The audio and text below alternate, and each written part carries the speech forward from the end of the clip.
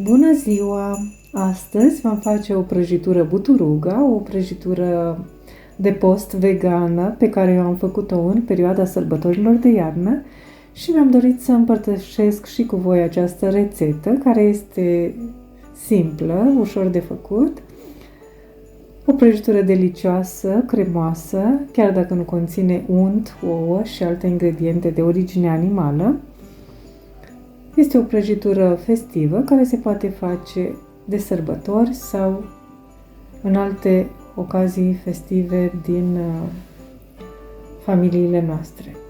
Pentru această prăjitură am folosit 500 de grame de biscuiți populari, 700 de grame de frișcă, aproximativ 500 de ml de lapte vegetal, 30 de grame de pudră de cacao sau carob, 10 grame pudră de stevia, care este opțională, 70 de grame de ciocolată vegană îndulcită cu stevia, 2 lingurițe de esență naturală de vanilie și pentru decor fructe confiate și câteva frunze proaspete de mentă.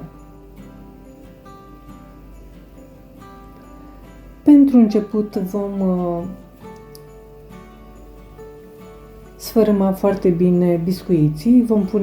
Eu i-am pus de data aceasta într-o pungă și i-am sfărâmat cu ajutorul unui făcăleț, dar puteți să-i puneți într-un blender sau într-un chopper și să-i sfărâmați cât de fin puteți.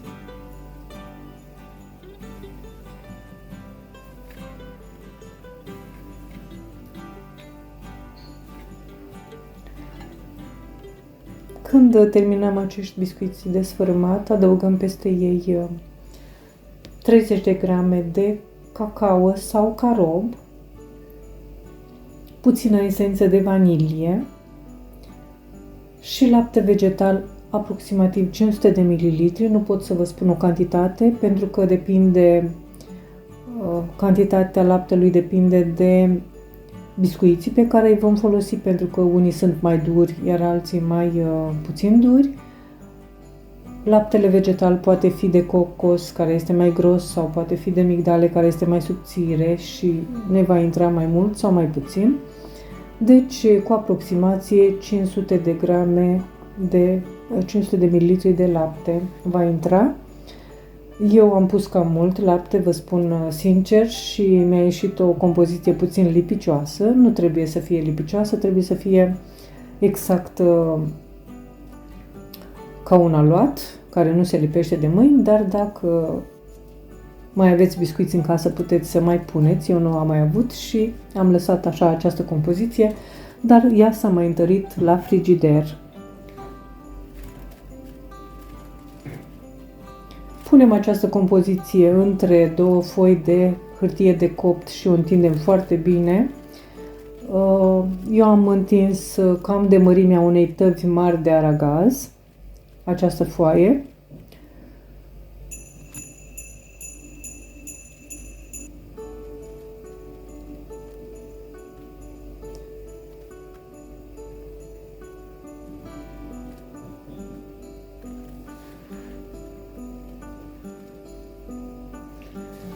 Dacă biscuiții nu sunt atât de dulci, puteți să adăugați și în biscuiții un îndulcitor.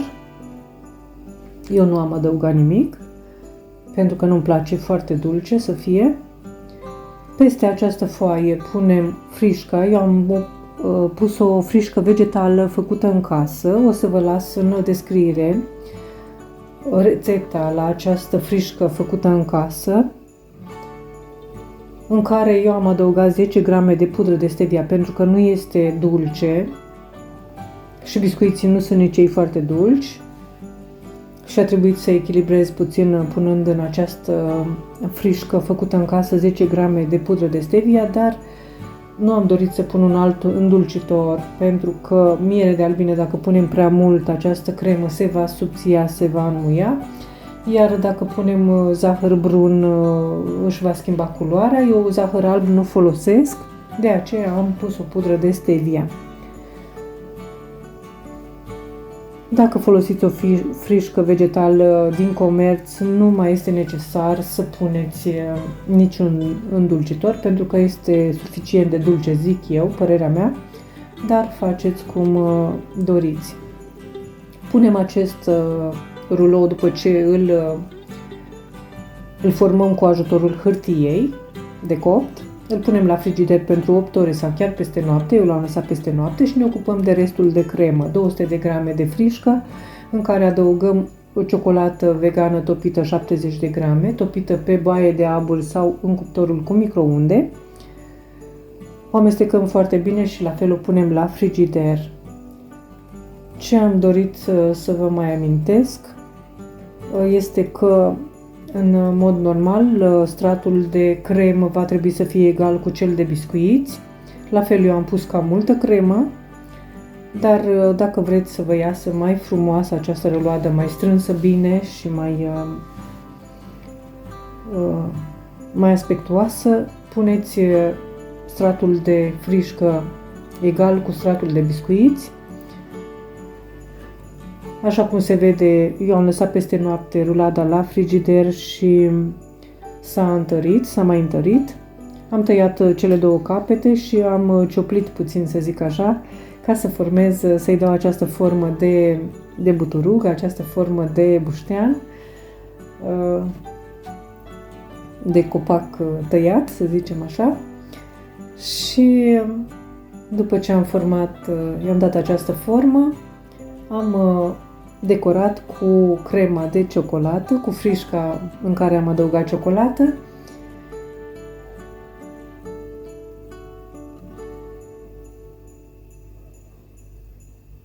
Și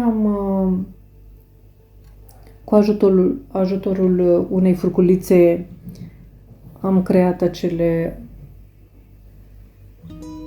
acea formă de scoarță, de copac.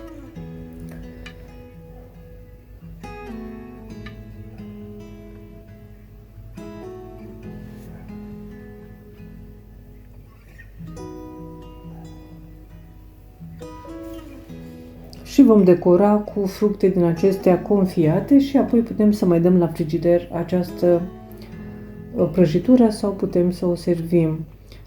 Am pus și câteva frunzulițe proaspete de mentă. Am folosit la decor. Apoi putem tăia și putem servi această prăjitură. Eu zic că este foarte cremoasă, delicioasă și este mai sănătoasă decât prăjiturile făcute cu mult unt, cu ouă și cu zahăr alb. Este o alternativă mai sănătoasă în perioadele festive. Eu vă doresc poftă bună, vă mulțumesc pentru vizionare și vă aștept la o nouă rețetă data viitoare. La revedere! O zi bună!